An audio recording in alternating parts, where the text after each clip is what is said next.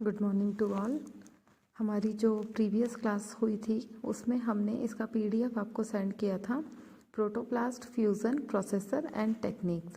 Protoplast fusion processor और technique को समझने के लिए हमने कुछ स्टेप्स यहाँ पर लिखे हैं जो कि हमने इससे पहले वाले वीडियोस में आपको बता दिए थे, लेकिन एक बार इन स्टेप्स को हम एक बार देख लेते हैं।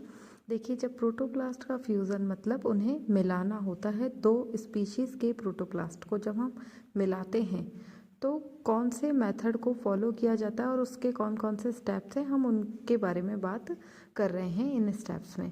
तो देखिए, सबसे पहले हमें क्या करना होता है, फर्स्ट स्टेप में प्रोटोप्लास्ट का आइसोलेशन। प्रोटोप्लास्ट आइसोलेशन मतलब जो भी हम डिफरेंट स्पीशीज़ के प्रोटोप्लास्ट ले रहे हैं उनको हमें वहाँ से सेलेक्टेड प्लांट से सेपरेट करना है। उस प्रोसेस को हम क्या कहते हैं, प्रोटोप्लास्ट आइसोलेशन का प्रोसेस। देन इसके बाद में जो हमने आइसोलेट किया है प्रोटोप्लास्ट, उसका induction for plasma membrane fusion.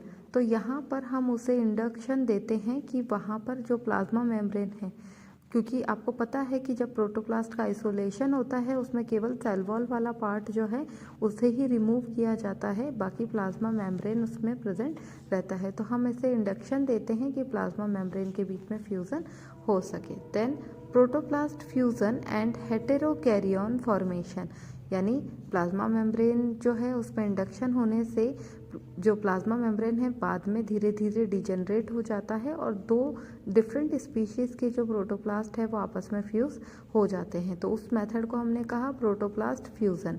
And हेटेरोकैरियन, हेटेरोकैरियन का मतलब है, हेट्रो मतलब दो अलग अलग स्पीशीज़ के, कैरियन मतलब न्यूक्लियाई। तो दो अलग अलग डिफरेंट स्पीशीज़ के न्यूक्लियाई जो है वो फ्यूज़ हो रहे हैं।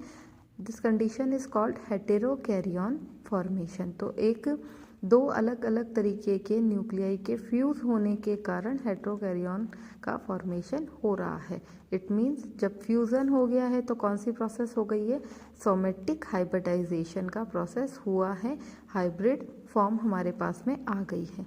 अब हम क्या करेंगे, इस हाइब्रिड फॉर्म में cell wall formation on fused protoplast, जो भी हमारा ये फ्यूज प्रोटोप्लास्ट हुआ है, फ्यूज प्रोटोप्लास्ट मतलब ये हाइब्रिड जो बना है उसमें हम सेल वॉल का फॉर्मेशन करवाएंगे। सेल वॉल हम कैसे फॉर्मेट करवाएंगे कि हम ये जो फ्यूज प्रोटोप्लास्ट है इसको किसी कल्चर मीडिया पर ट्रांसफ़र करते हैं और उस कल्चर मीडिया में हम ग्रोथ जो हार्मोन्स है उनको ऐड करते हैं, जिसके कारण सेल वॉल का फॉर्मेशन एक्टिव हो जाता है। तो सेल वॉल का फॉर्मेशन हो जाएगा, उसके साथ में सेल वॉल फॉर्मेशन होगा और वो जो न्यूक्लियाई है वो न्यूक्लियाई भी फ्यूज्ड होंगे। फिर अगेन हमारे पास में hybrid cell division and growth, क्योंकि न्यूक्लियाई फ्यूज़ हो गए हैं, हाइब्रिड बन चुका था, उसके अंदर डिवीजन स्टार्ट हो जाएगा, वो मल्टीपल डिवीजन करेगा। डिवीजन करने के लिए हमने इसके ग्रोथ हार्मोन उस कल्चर मीडिया के अंदर ऐड किया हुआ है, इसलिए वो कंटिन्यू डिवीजन स्टार्ट कर देगा। पहले सेल वॉल का फॉर्मेशन करेगा, देन डिफरेंट प्लांट पार्ट का ग्रोथ के थ्रू डेवलपमेंट करता चला जाएगा। Hybrid cell selection and isolation, अब हमारे पास कंप्लीट जो प्लांटलेट आ गया है, उस प्लांटलेट को लेकर के हमने जो हाइब्रिड बनाया है वो हाइब्रिड को दोबारा से सेलेक्ट करते हैं और फिर हम उसकी मल्टीपल कॉपीज़ बनाना स्टार्ट कर देते हैं। जो हाइब्रिड बना है उसमें सेल फॉर्मेशन हो गया है, कंप्लीट सेल बन गया है, हमने अगेन क्या किया, उस प्रोसेस को आगे बढ़ाया, एक चेन की फॉर्म में हाइब्रिड बना, हाइब्रिड से हमने सेल सेलेक्ट किया, सेल सेलेक्ट करके अगेन प्रोटोप्लास्ट आइसोलेट किया। जो प्रोटोप्लास्ट हमारे पास में अभी आया वो कैसा था, वो हाइब्रिड था, क्योंकि हमने इन सब स्टेप्स को फॉलो करके हमने एक हाइब्रिड बनाया है। तो hybrid cell selection and then again isolation, protoplast isolate किया, फिर से कल्चर करवाया और कैलस फॉर्मेशन करवाया, then regeneration of hybrid plantlet, और हमारे पास अगेन एक हाइब्रिड प्लांटलेट का डेवलपमेंट हो गया है। तो ये जो है ये सारा मेथड मैं आपको इससे पहले वाले प्रीवियस वीडियो में डायग्राम से समझा चुकी हूँ। नेक्स्ट जो है वो है हमारा प्रोटोप्लास्ट फ्यूज़न मेथड। अब अभी तक जो हम टेक्निक पढ़ रहे थे वो आइसोलेशन की टेक्निक थी कि कैसे अलग किया जाता है। पहले हम प्लांट पार्ट को सेलेक्ट करते हैं, देन स्टरलाइज करते हैं, देन पर्टिकुलर पार्ट को सेलेक्ट करके हम जो इसका सेल वॉल होता है उसे रिमूव करवाते हैं एंजाइमेटिक मेथड से, और फिर हम प्रोटोप्लास्ट को आइसोलेट कर लेते हैं। यहाँ पर जो आइसोलेटेड प्रोटोप्लास्ट है उसको हम किसी और स्पीशीज़ के प्रोटोप्लास्ट के साथ मिक्स करते हैं, तो इसे हम क्या कहते हैं, प्रोटोप्लास्ट फ्यूज़न मेथड। देखिए प्रोटोप्लास्ट फ्यूज़न मेथड जो है वो 3 अलग अलग मेथड हैं, लेकिन हमें पहले ये पता होना चाहिए कि जो ये प्रोटोप्लास्ट का फ्यूज़न होता है वो किन किन तरीक़ों से होता है, मतलब कौन से ऐसे 2 सब मेथड्स हैं जिसके थ्रू प्रोटोप्लास्ट का फ्यूज़न होता है। जैसे फर्स्ट है स्पॉन्टेनियस फ्यूज़न और दूसरा है इंड्यूस फ्यूज़न।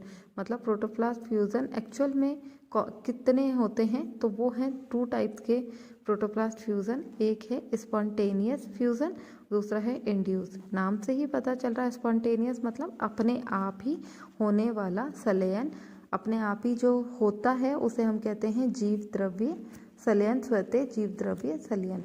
तो देखिए इस प्रोसेस में क्या होता है कि जब भी आपने देखा होगा कि हमने जो सेपरेट किया है प्रोटोप्लास्ट को एंजाइमेटिक मेथड के थ्रू, तो जो हमारा प्रोटोप्लास्ट सेपरेट हुआ है वो एक ही सेल का होगा।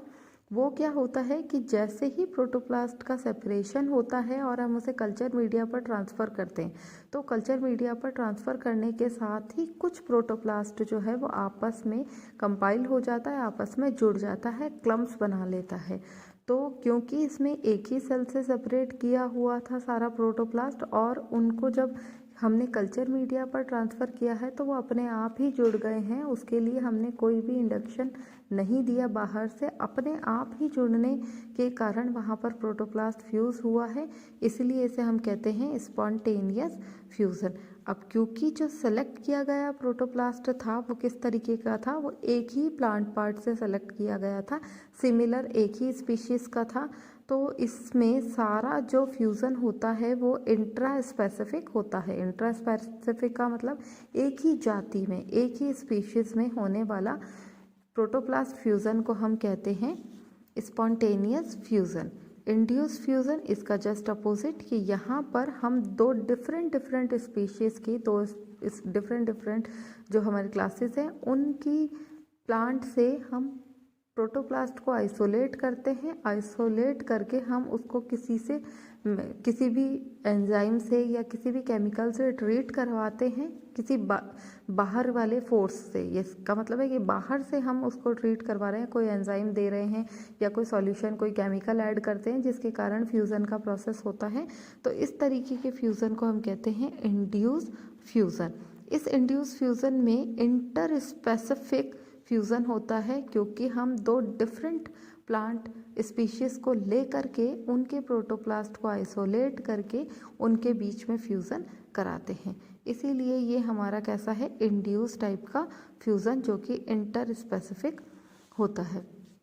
ये तो थे कि इस स्पीशी जो ये है कि प्रोटोप्लास्ट फ्यूज़न किस तरीके का होता है। एक साथ में एक और चीज़ कि जो इंड्यूस फ्यूज़न होता है जो कि इंटर स्पेसिफिक होता है, इसके लिए हम कोई केमिकल, कोई रिएजेंट यूज़ करते हैं, और उस रिएजेंट को हम कहते हैं फ्यूज़ाजेन या फ्यूज़ाजेनिक एजेंट।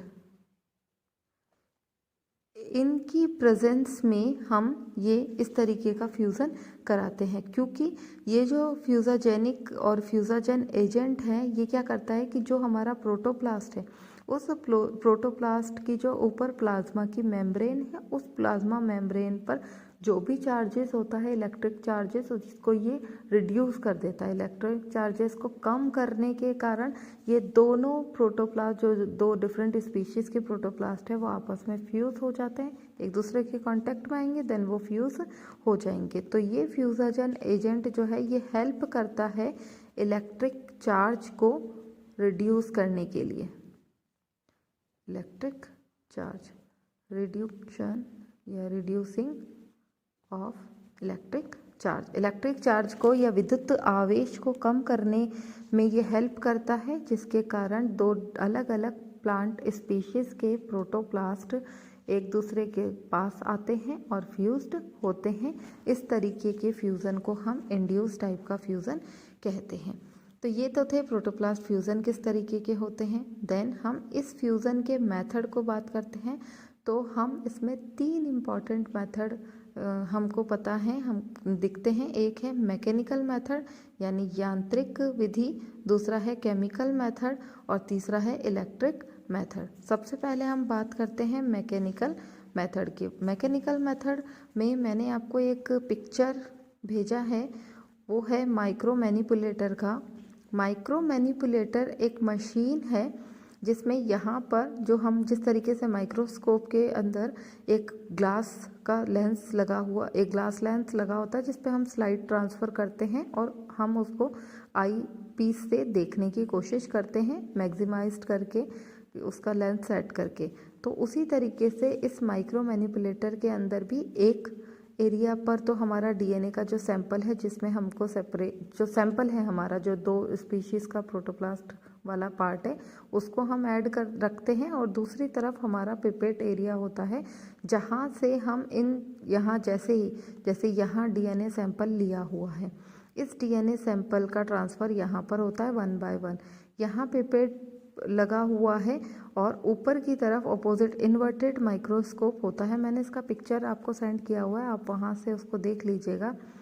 तो ये यहाँ पर इन्वर्टेड माइक्रोस्कोप होता है जहाँ से हम देखते हैं। यहाँ जैसे ही सैंपल हमने डीएनए का ट्रांसफ़र कर रहे हैं जिसमें सेल फ्यूज करना है वो वाला, ऊपर से जब हम देखते हैं तो वो जो पर्टिकुलर सेल है, जो प्रोटोप्लास्ट आइसोलेटेड सेल है, वो जैसे ही यहाँ पर एक स्पीशीज़ की आ रही है, दूसरी स्पीशीज़ की आ रही है, तो वैसे ही ये पिपेट जो है इसमें भी एक सैंपल, जैसे मान लीजिए यहाँ है ए सैंपल और इसमें है बी सैंपल, तो यहाँ पर हम जैसे ही इसको ट्रांसफ़र कर रहे हैं यहाँ पर और पिपेट के थ्रू हम यहाँ पर दूसरा सैंपल डाल रहे हैं। जैसे ही ये सेल यहाँ पर आती है, हमने ट्रांसफ़र किया और इनको पिपेट से पिंच एक तरीके से यहाँ से डॉट टच करवाते ऐसे, इस तरीके से। तो जैसे ही प्रोटोप्लास्ट आता है उसमें दूसरी सेल को उसके साथ में इंजेक्ट कर दिया जाता है। मीन्स ये ग्लास प्लेट है, आपने एक डीएनए का सैंपल यहाँ पर ट्रांसफ़र किया, आपने देख रहे हैं यहाँ पर प्रोटोप्लास्ट है सेल, आप पिपेट के थ्रू इस सेल के अंदर जैसे ही आई वैसे तुरंत पिंच करके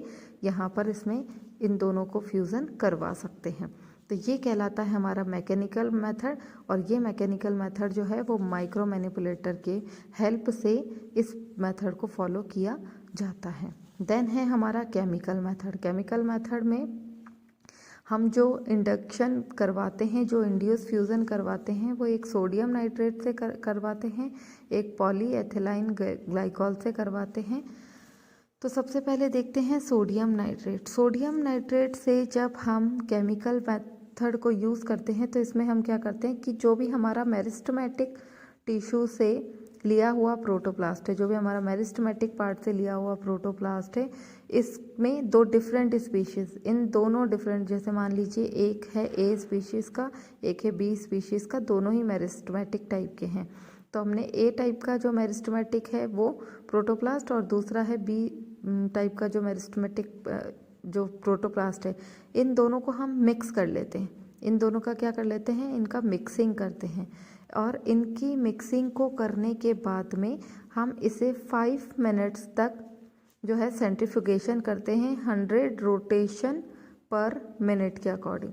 100 रोटेशन पर मिनट सेंट्रीफ्यूगेशन मशीन से हम 5 मिनट तक इनको मिक्सिंग करवाते हैं। जब इन दोनों के ये सेंट्रीफ्यूगेशन मशीन में जाएंगे तो ये मिक्स होंगे, इस तरीके से घूमते रहेंगे तो ये आपस में एक दूसरे के साथ जुड़ने की कोशिश करेंगे। देन जब हम इस तरीके से 5 मिनट का प्रोसेस हो जाता है, एक बॉल लाइक स्ट्रक्चर का फॉर्मेशन हो जाता है। अब इस बॉल को हम 5.5% सोडियम नाइट्रेट से ट्रीट करते हैं और उसके साथ ऐड करते हैं 10% सुक्रोज। इन दोनों को ऐड किया जाता है। दोबारा से इसको हम सेंट्रीफ्यूगेशन मशीन में डालते हैं, वही 100 रोटेशन पर मिनट फॉर 5 मिनट्स के लिए हम इनको रोटेशन करवाते हैं, सेंट्रीफ्यूगेशन करवाते हैं। देन सेंट्रीफ्यूगेशन करवाने के लिए हम यहाँ पर टेम्परेचर भी मेंटेन रखते हैं, 30 से 35 डिग्री सेल्सियस के टेम्परेचर पर हम इनका सेंट्रीफ्यूगेशन करवाते हैं 100 रोटेशन पर मिनट फॉर 5 मिनट्स के लिए। देन इसको हम सेपरेट कर लेते हैं और आफ्टर सेपरेशन हम इसको वॉश करते हैं डिस्टिल वाटर से या टैप वाटर से। तो इसको जब हम वॉश कर लेते हैं, देन इसको हम प्लेटिंग करते हैं किसी भी कल्चर मीडिया पर ट्रांसफ़र करके। तो इस प्रोसेस के थ्रू ये फ्यूज़न होता है, इसे हम कहते हैं induce fusion through sodium nitrate. क्या किया था इसमें, हमने मेरिस्टेमेटिक पार्ट को लिया था, 2 डिफरेंट स्पीशीज़ के प्रोटोप्लास्ट को आइसोलेट करके। ए पार्ट था, बी पार्ट था, इन दोनों को मिक्स किया। मिक्सिंग करने के लिए सेंट्रीफ्यूगेशन किया। सेंट्रीफ्यूगेशन 100 रोटेशन पर मिनट 5 मिनट के लिए किया। देन 5.5% सोडियम नाइट्रेट और 10% सुक्रोज को ऐड किया। देन अगेन सेंट्रीफ्यूगेशन करवाया है। अगेन सेंट्रीफ्यूगेशन कराने के बाद में हम डिस्टिल वाटर से इसे वॉश कर लेते हैं, वॉशिंग करते हैं और फिर हम इसको कल्चर मीडिया पर ट्रांसफ़र करने के लिए इसका प्लॉटिंग कर देते हैं, जिसके साथ ये प्रोटोप्लास्ट जो है वो केमिकल मेथड से फ्यूज्ड हो जाता है। नेक्स्ट मेथड है हमारा, वो है पॉलीएथिलाइन ग्लाइकोल। ये भी हमारा केमिकल मेथड है, पेज के नाम से इसे जाना जाता है। तो जो पॉलीएथिलाइन ग्लाइकोल है उसकी ये कैपेसिटी होती है कि अगर हम 20 से 40% पॉलीएथिलाइन ग्लाइकोल को ऐड करते, जैसे यहाँ पर है हमारा 20 से 40%, तो हम 20 से 40% पेज यूज़ करके 2 डिफरेंट स्पीशीज़ के प्रोटोप्लास्ट को फ्यूज़ कर सकते हैं। मान लीजिए ये हमारा ए स्पीशीज़ का, ये बी स्पीशीज़ का, 2 डिफरेंट स्पीशीज़ के प्रोटोप्लास्ट है। हमने इसको कौन से सोल्यूशन में डाला, पेज सोल्यूशन, पेज में। तो पॉलीएथिलाइन ग्लाइकोल का 20 से 40% कंसंट्रेशन वाला सोल्यूशन है, जिसमें हमने इसको मिक्सिंग के लिए ऐड कर दिया। लेकिन इसकी मिक्सिंग जो होती है, अगर ये थोड़ा सा सॉल्यूशन डाइल्यूट हो, डाइल्यूट करने के लिए हम इसको पानी से निकालते हैं, इसका वॉशिंग करते हैं, तो इन दोनों के बीच में फ्यूज़न और जल्दी हो जाता है। जैसे ही फ्यूज़ होगा, जो प्लाज्मा मेम्ब्रेन है वो थोड़ा थोड़ा थिन वॉल में कवर्ड हो जाता है, थोड़ा थोड़ा लाइट हो जाता है। और देन इन दोनों सेल के बीच में 2 प्रोसेस होती है, एक कहलाती है प्लाज्मोगेमी का प्रोसेस और दूसरा होता है कैरियोगेमी प्रोसेस। तो प्लाज्मोगेमी होगा, देन कैरियोगेमी होगा, जिससे एक हेट्रोकैरियन प्रोटोप्लास्ट का फॉर्मेशन होगा, सेल का फॉर्मेशन होगा। ये किस तरीके का बना, ये हेट्रोकैरियन सेल का फॉर्मेशन हुआ, जो कि एक हाइब्रिड है, क्योंकि ये एक स्पीशीज़ का, ये दूसरी स्पीशीज़ का, तो 2 डिफरेंट स्पीशीज़ के फ्यूज़न से ये हेट्रोकैरियन हाइब्रिड का फॉर्मेशन हुआ है। नेक्स्ट है डेक्स्ट्रॉन और पॉलीविनाइल। डेक्स्ट्रॉन और पॉलीविनाइल क्या होता है, ये भी इंडक्शन करता है, और ये इंडक्शन की प्रोसेस में ये बहुत ही कम टाइम में बहुत सारी स्पीशीज़ के प्रोटोप्लास्ट को मिक्स कर सकता है। तो डेक्स्ट्रॉन और पॉलीविनाइल के थ्रू हम इंडक्शन करवा करके, किसी चीज़ को इंड्यूस करवा करके हम प्रोटोप्लास्ट को ज़्यादा से ज़्यादा मात्रा में फ्यूज़ करवा सकते हैं। कम टाइम में ज़्यादा मात्रा में प्रोटोप्लास्ट का फ्यूज़न होता है इस डेक्स्ट्रॉन और पॉलीविनाइल के साथ में। आज की क्लास के लिए इतना ही। नेक्स्ट टॉपिक हम कल की क्लास में डिस्कस करेंगे।